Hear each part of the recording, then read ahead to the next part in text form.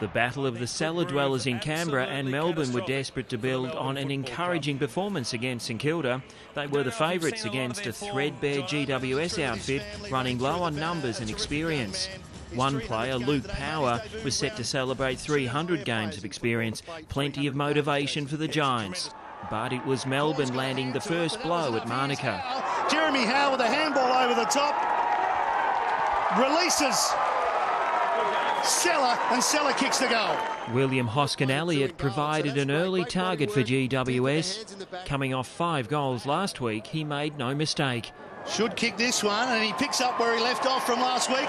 Goal to Hoskin-Elliott, and the Giants take the lead. Lyndon Dunn ramped up the pressure on the teenager, but it was another teenager coming over the top. Sean Edwards claimed the Giants' second major. This to put the Giants in front. Finishes off. Deserve the goal. Windy conditions in Canberra, but no excuse for a bad turnover by Devon Smith. The ball ended in Brad Green's hands and the veteran steered it through. He starts this one, similar spot. It holds its line. He gets his first 2 in a row for the Demons. Melbourne led by 8 points at the first break and they got the jump early in the second. Somehow it goes over the back to Jared Rivers though, and Rivers slots it through. The D's were threatening to break away, but GWS replied with 2 of their own. Handball a little bit too much on it. Stolen by James McDonald. Handballs over the top to Toby Green, and they get 2 in a row, the Giants. But the home side were proving their own worst enemy. Another turnover gifted Jeremy Howe a goal. 20 metres out, directly in front.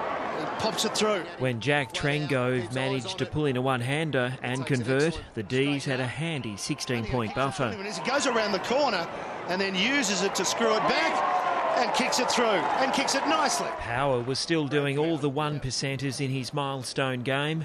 Israel Folau's quiet first half ended on the sidelines under the blood rule. His side trailed by 3 goals at the main break and their chances slipped further when high-flying Howe drew the free kick and slotted through and then turned rover. Howe round the corner, that's Howe. It wasn't pretty football at Manuka, plenty of mistakes, but thankfully the Howe showreel continued.